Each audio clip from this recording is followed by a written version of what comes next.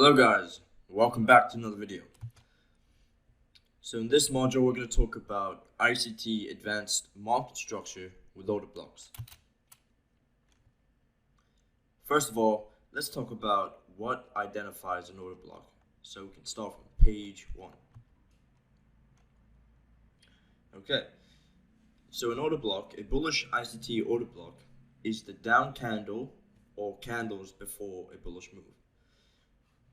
So if you can see, this is the first stage of an order block. This is the down candle before the upwards move, okay, before the bullish move.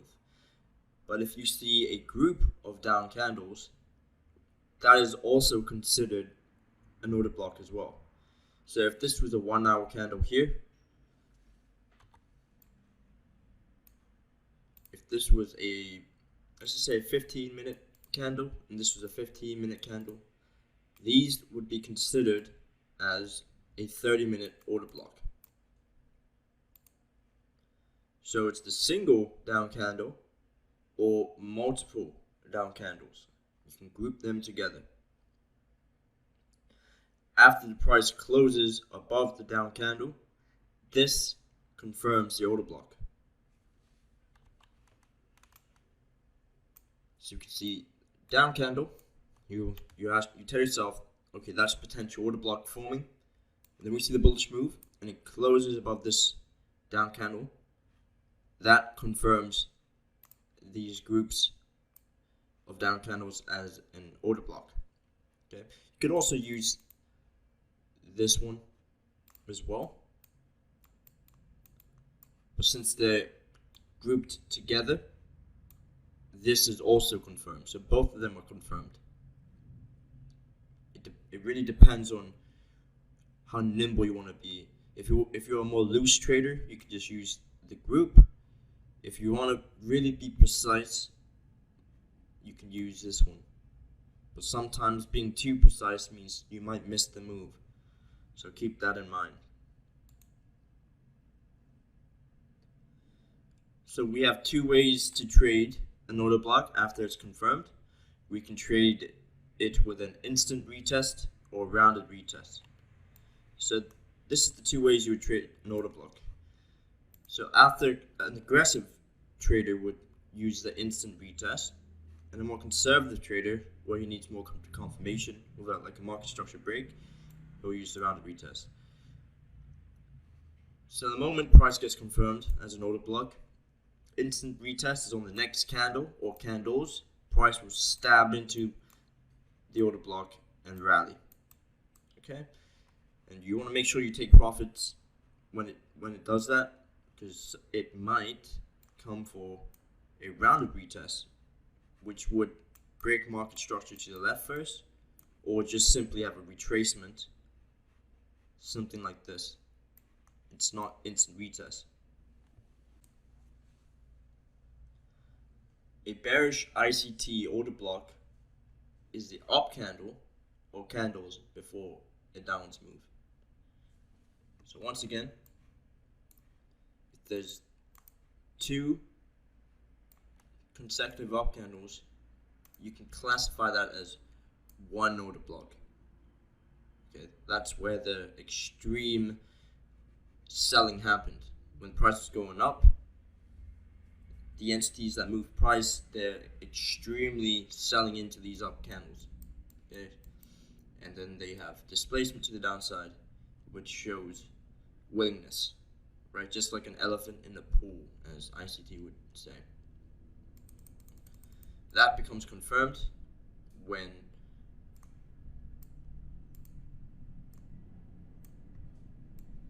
price closes below the order block, or even this one. Really depends on how precise you want to make it be. Okay, maybe if it's early in a session, like really early in the session, and you think that price could trade into this up candle during like a news event or something, then you could refine it like that. Okay, but if you just want to look for a general trade idea, you can just use the group of candles and not be so precise with it, so you don't miss any moves. It's two ways to trade an order block.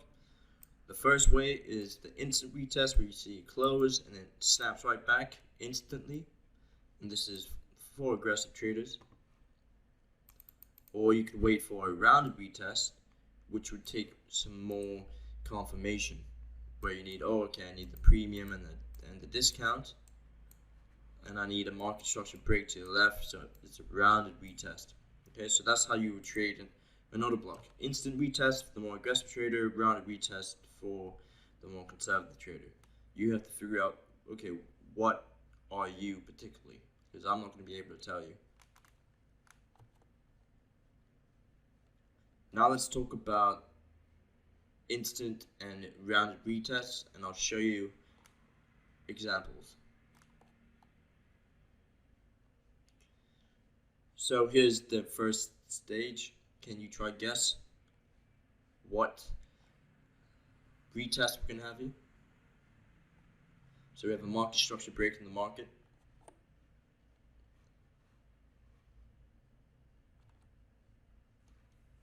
So here's our first example.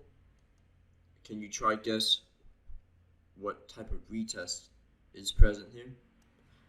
We're just taking our kilo.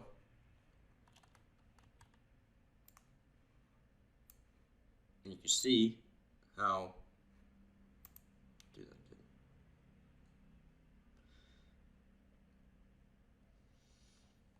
do you see what retests might be possible here? Price has taken out a kilo and broke market structure. This is when we want to wait for a rounded retest. And sometimes in rounded retests, you have internal range liquidity pools.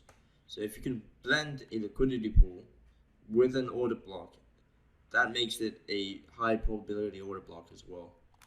So you can see that if we did draw a range from this low to this high, and within a discount, there's an internal range liquidity pool and an order block, that is a very good indicator for, okay, this is going to have a rounded retest, which makes this order block a high probability order block as well.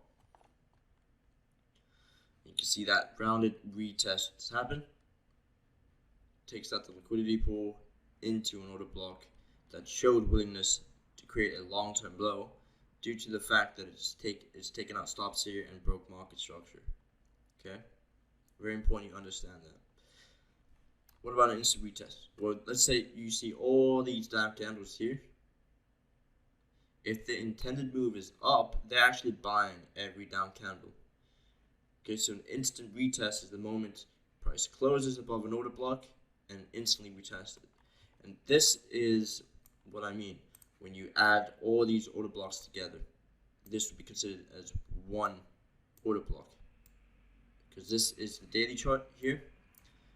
This would be 1 day, 2 days, 3 days. You add them all together, and that's a 3-day order block. But if you use a single one here, that's a daily order block. And we all know that the higher time frame levels sometimes have more precedence over the daily. Sometimes, okay? It really depends on what you're looking at. So you can see the instant retest here. Closes above, stabs, stabs. This is not a rounded retest where it takes out liquidity pools more into a discount. This is just stabbing into the order block. And it prints another order block here. Right, so this is what we call institutional order flow, where we can see that down candles are going to support price, so we can expect this down candle to support price also. And you might be wondering, okay, why not use all these order blocks as well? Well, this is the most beefy range, right? All order blocks want to be beefy like this, because the true volume is in the bodies. So you don't want to be using order blocks like this, where they're just like dojis, because this is very indecisive. Use the down candles like this. And the moment price closes above it, this will now act as an order block. Similar to this. All these down candles, price closes above it, instant retest. Now we want to see the same thing happen at this down candle, at this order block. And we can see that we're getting a move. Okay, it's not a rounded retest, but it's an instant retest. And we'll talk about all the different scenarios that you can use this. So you see that the instant retest pushes price up, but you gotta be nimble sometimes. You gotta understand that just because it's an order block doesn't mean it's the low. Okay, just because it's an order block doesn't mean it's the long-term low. You need to understand that sometimes, okay, they did buy that, and that's a scalp, that's a day trade, that's a one-shot, one-kill. But the next week, they might just use the liquidity formed from that move and hunt that, right?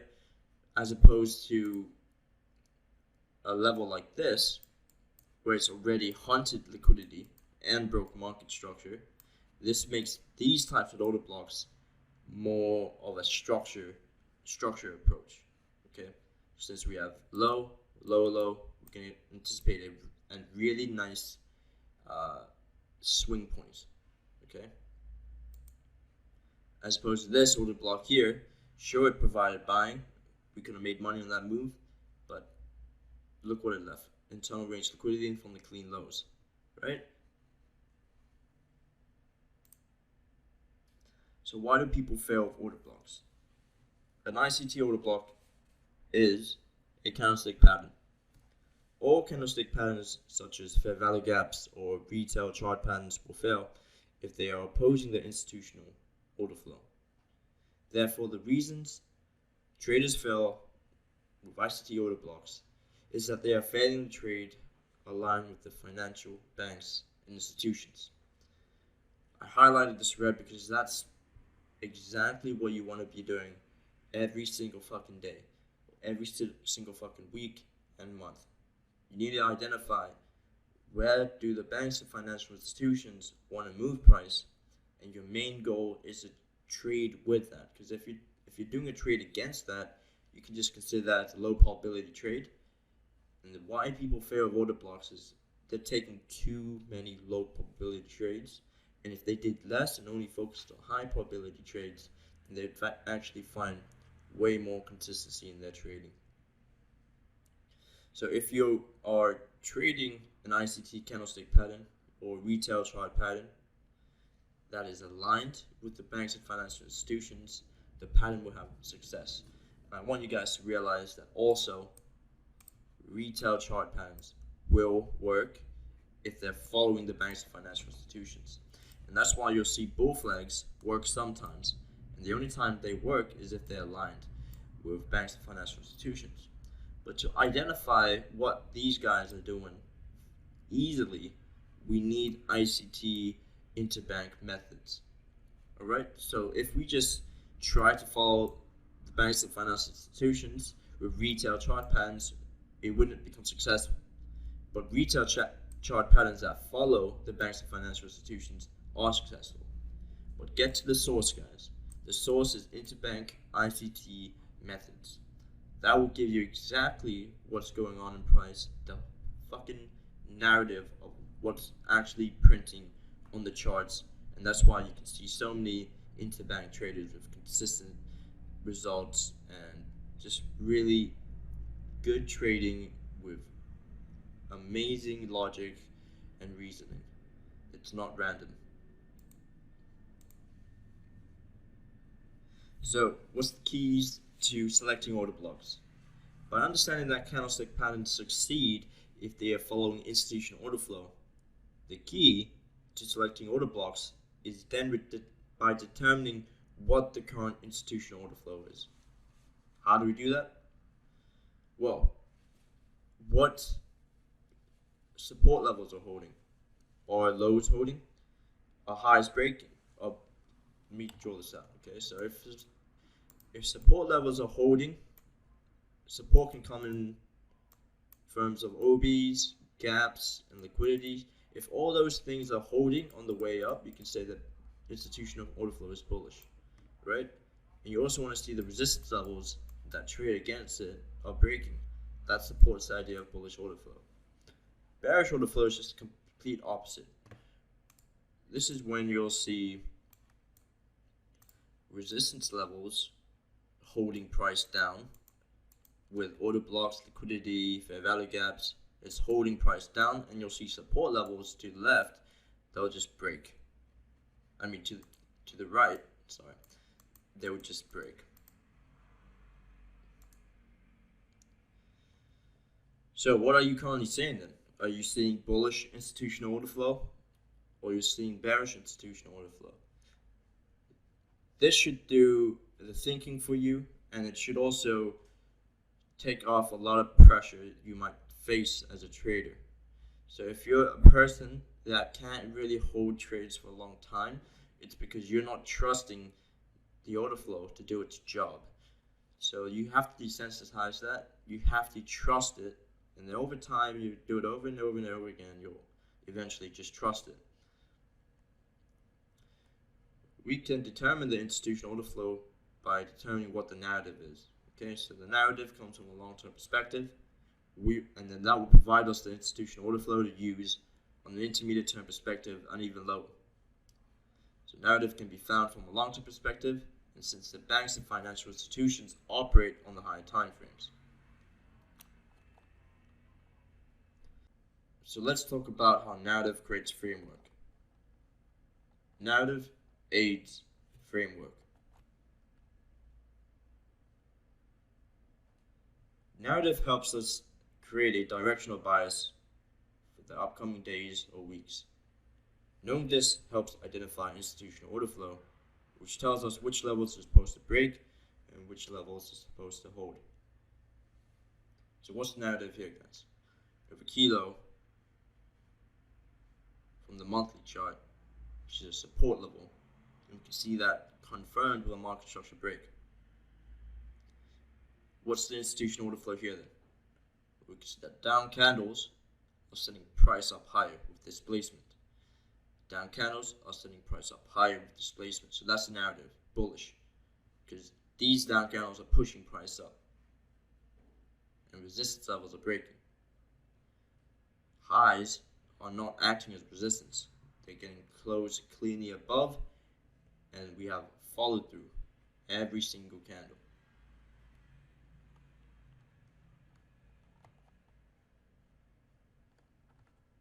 So we're going to use this monthly level here. Since we know that institutional order flow is bullish, we're going to use this monthly level here as our next support level. Because remember, this is a down candle, yes, right? But the more price trends into a premium and expensive markets, you'll see that sometimes the order blocks do fail and require to trade back down into a discount and find that key order block. So this order block here is really expensive, but when price trades lower, these order blocks become cheaper. So since we're on the monthly chart, we can refine this one on the weekly chart, and you can see that it gives us a nice dealing range to work within. So the dealing range has a bunch of liquidity for price hunting into a discount market, but the down candle we identified on the monthly chart, since it's on the monthly and since it's really cheap here as opposed to these premium order blocks, this is going to be very significant. Okay, so we can see that we have 3 drives lower. What does this do? It really just traps the FOMO shorts. Every time price trades below a low like this, it traps the FOMO shorts, then it squeezes them, takes them out. You gotta understand how to feel and think like a market maker. So when we have another low like this, and price breaks out like that, FOMO shorts are going on in the market, and we can squeeze them into key levels such as this, and these are even clean highs as we'll go into the lower time frames. Okay, also back into premium market. So this is all narrative, guys. We're going to refine that on the daily chart. So into that monthly level, we have a stop on, and this we can act off. This is what we can key off on the daily chart. We have a low taken out, and you can see that the aggressive order block gets printed, and the aggressive order block it's tested here, and where we're going to draw towards, guys, what we outlined on the weekly. So we're blending both perspectives. Okay, so that's the next draw, clean highs and a weekly fair value gap. Then your bias is bullish. When do you change that bias? When we start going to a premium, we start hitting premium levels. Alright? So that's all narrative. And now with narrative, framework becomes a lot more easier. Okay, you can see that the market structure shifts in the market have context. The imbalances and displacements you see will then have context. The order blocks you see will then have context. This is how you don't confuse yourself. This is how you get complete clarity in your trading. And then this is why I created the walkthrough. I want you guys to realize how to trade with these concepts with complete fucking clarity. Excuse my French. So, displacements make sense, okay, because it's following the narrative. Stop hunts make sense because it's following the narrative. Order blocks make sense because it's following the narrative. Resistance levels, breaking. Why? Because we identified the narrative first. The narrative is, okay, we're an extreme discounted price. We've taken out another low, which is extremely cheap here, and we broke market structure. Narrative told us that. So all these candlestick patterns follow the institutional order flow generated from the long-term perspective, which is what we just covered. We can only then start classifying swing points and selecting the correct levels to take action on. Like I said, market structure makes context. This has context. Clean lows. If we see clean lows, and we know that the market likes to seek them, we want to use them as buying opportunities. And then we can blend them with high probability levels like this. Especially on the framework of a long-term low. Since we classify our lows, we know that, okay, that long-term low shouldn't break. Especially with the market structure break, confirming it. Then you want to wait for intermediate term lows. So intermediate term lows is classical and rebalance. This is rebalance because we hit this fair value gap. Do we see confirmation? Yeah, we do with the market structure shift. Off of that rebalance fair value gap, do you see this order block printed with an instant test? Then this one comes more for a rounded retest, right? And on the rounded retest, that action in itself also creates a intermediate term low, classical one, because we have a low here and a low here. So I'm going to clean this up a bit. So by this rounded retest happening and the market structure shift, this created a long-term low. I mean, intermediate term low, a classical one. Apologies. Framework selects order blocks. So with the help from narrative, we have directional bias, and we can classify our swing points. So long-term low, rebalance, intermediate term low, and classical term lows.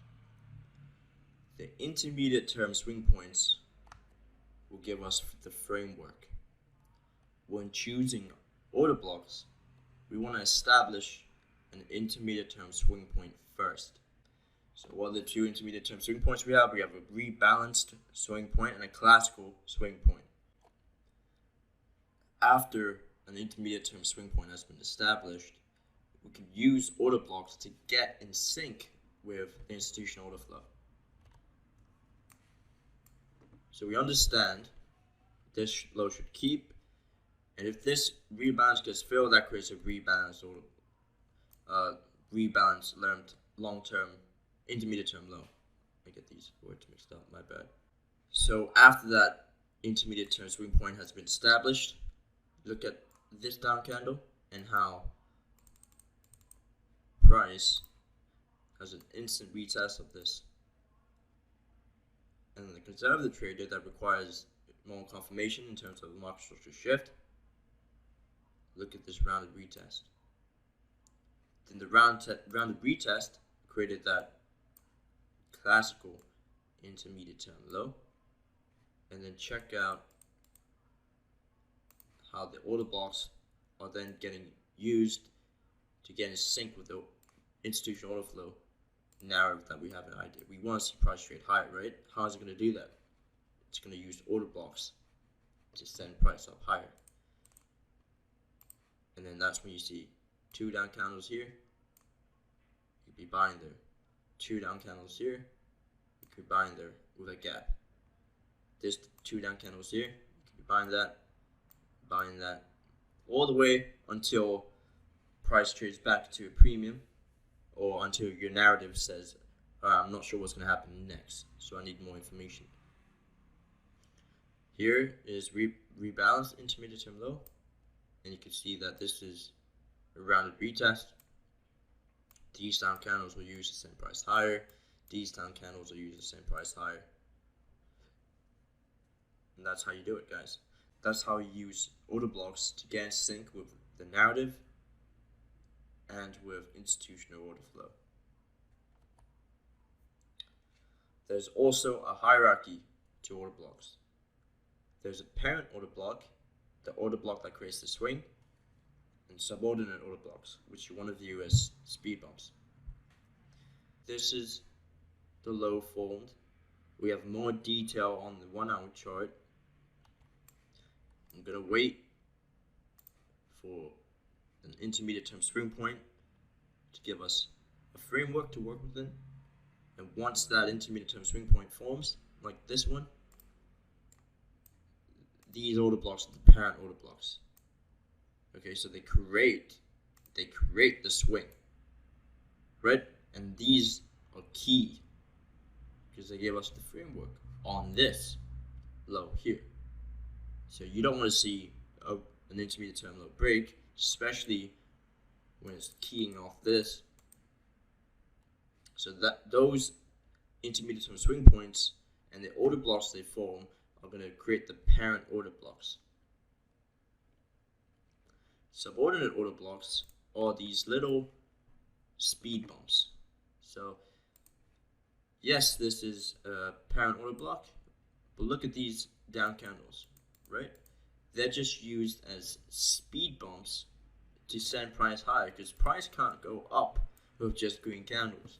It needs to walk there. It needs to walk higher. And speed bumps, you must trust that these are going to send price up higher. So whenever you see price come down against you, the algorithm is kind of designed to do that, to instill as much emotion in you. But you just got to be comfortable and trust institutional order flow and trust these subordinate order blocks to send price higher. But you want to frame the majority of your trades of the parent order block, because you know that those are going to hold. And these parent order blocks, if you get stopped out on those parent order blocks, it's because it means something. It's a key stop out. It gives you more information on what's going to happen next, as opposed to just randomly getting stopped out because your stop was too tight. There's a difference, guys. So the purpose of a parent order block is to create the intermediate term swing point. The purpose of a subordinate order block is to send prices higher or lower towards the drawn liquidity. Intermediate term swing point and institutional order flow. Intermediate term swing points and institutional order flow. Intermediate term swing points create swings that lead to higher time frame objectives. So the drawn liquidity that we have, the short-term targets that we have, every time price creates an intermediate term swing point and it confirms, those are the lows that are going to send price. It's going to generate a swing in the market. So if you can see that this is a rebound low, you can see it generates a swing. after this classical low was formed, it generates a swing, right? Rebalanced low generates a swing. And this is displacement, guys. And it has context because of what we outlined on the narrative.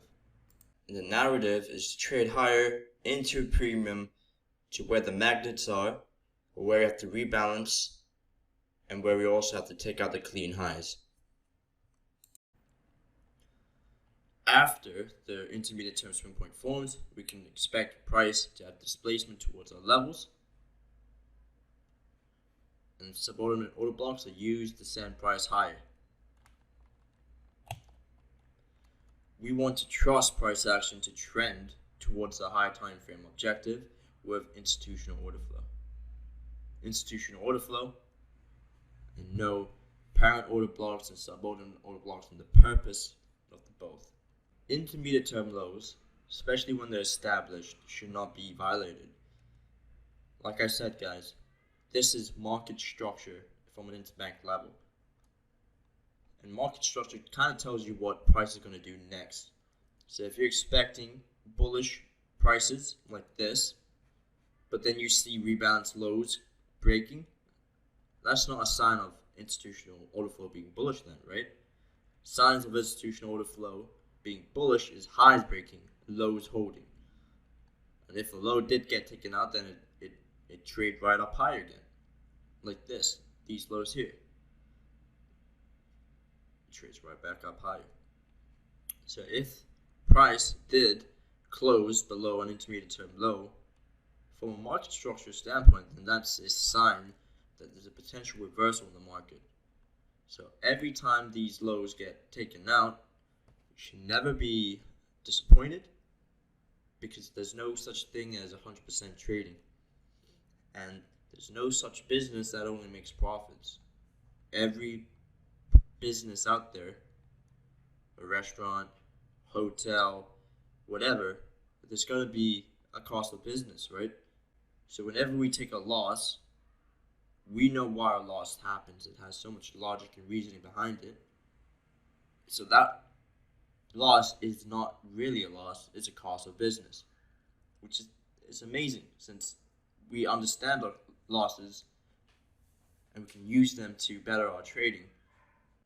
Also, if you frame your trade base on an intermediate term low or classical low or rebalance one, right? Any intermediate term low, if you frame your trade off of that, then you should be comfortable with your stop being below that low.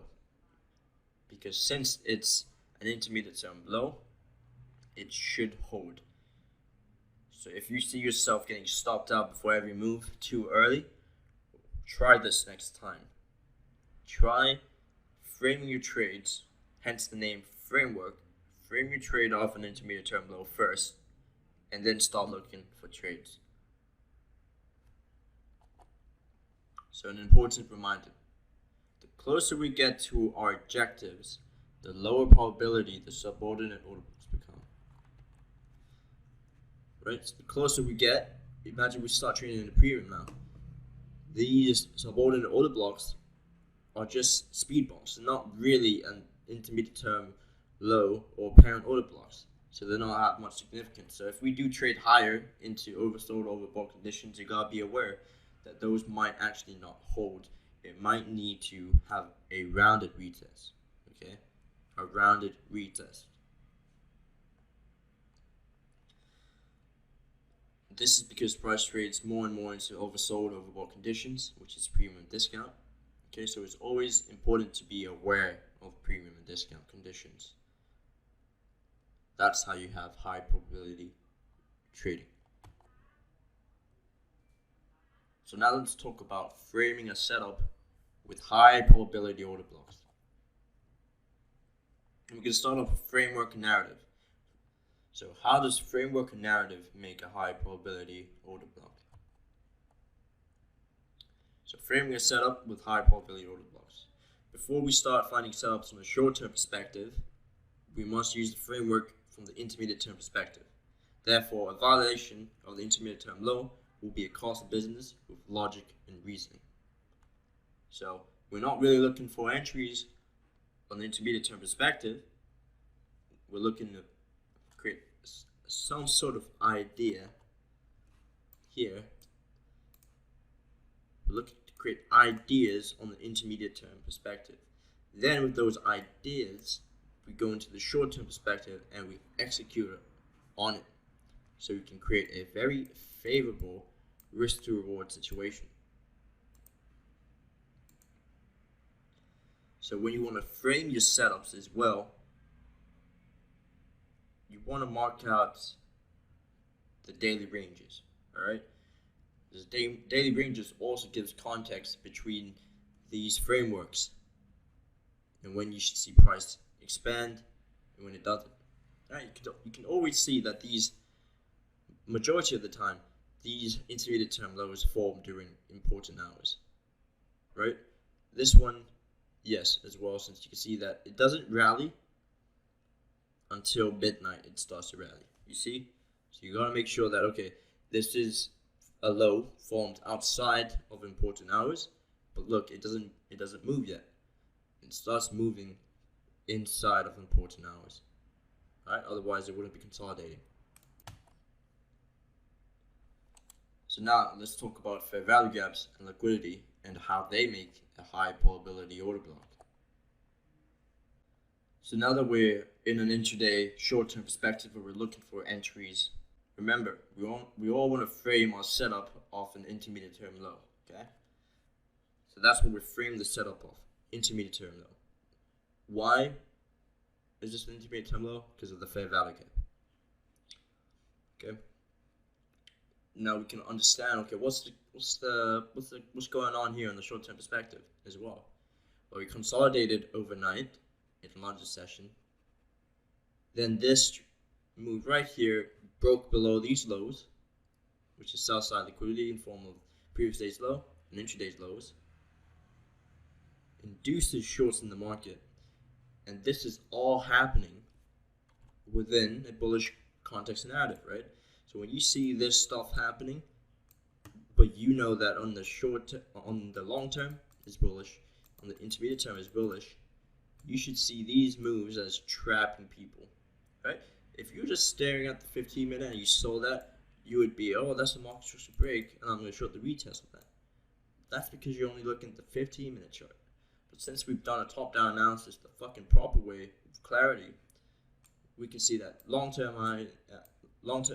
perspective and intermediate term perspective is bullish. So these moves shouldn't phase us, and we should be doing the quite opposite. So that forms the low. Now we can start looking for order block setups. As you can see that this down candles with upward move, it gets confirmed, right? And we can also see we have a rounded retest into that order block at optimal trade entry area, right? So this is oversold in terms of the range here. That's where you want to select your order blocks. You don't want to be selecting order blocks in the premium, especially when we're creating that intermediate term low. Alright? Then we can use subordinate order blocks to send price higher. But this is creating the parent order block. And then we can see subordinate order blocks sending price higher. And here as well, sending price higher. Where? To the short inducements liquidity. Now to make the order blocks even more high probability, right? The 15-minute is what ICT calls the bear weather. If you don't like to take this trade, because this might be a bit this is like 2R. If you want to make it like 5R, 3R, then you're gonna have to refine it, right? So if you don't like the risk model, the risk to reward model on 15-minute, then you can always refine it on the 5-minute, right? But following the framework on the 15-minute now, right? So you can see that we can shift down perspective. This is short term, but we can shift down perspective in the short term for more detail, right? You see what I did there? So now we can see that this creates a very nice pattern. We have a low taken out, you have the market structure break, trades back down into optimal trade entry into an order block. But look what we have here. We have 3 drives, internal range liquidity, and we also have price hitting a fair value gap, right? If you missed that, no worries. Since we know that institutional order flow is bullish, we'll just do the same thing with future down candles, right? Low, market structure break, trades back into optimal trade entry, and we can see that this had a fair value gap with it. Right, so I know I'm rushing it, but take your time and really study these charts. Okay, so you can see a more clearer perspective here. And what's our drawn liquidity? Well, we have a gap here, right? So we know that gaps want to fill, especially when we had. I emphasize this point over and over again. Narrative and framework is bullish, so we should see these gaps as targets as well. We should see the liquidity pools as targets, right? And we can see fair value gap here, internal range liquidity, speed bumps and price higher. So these are parent order blocks in terms of the short-term perspective, since price high. What also makes a high probability to order block? Time of day. Let me start by saying this. If you're looking for order blocks outside of time theory, you're simply pissing on your own feet. Please don't look for order blocks outside of a kill zone, because like I said many times, these markets are designed to move specifically within these hours. And the most important thing is to trade aligned with the banks and financial institutions. But if you're trading outside of kill zones, then you're not doing that. It's as simple as that. Morning session creates a low, an important low as well, right? So all these key lows are formed in kill zones that do their business around these hours. So bring back everything from the previous slides and bring it to this point here. This swing point is going to form in an important time of day, such as the morning session or afternoon session. So we also want to be framing our exits within time theory as well.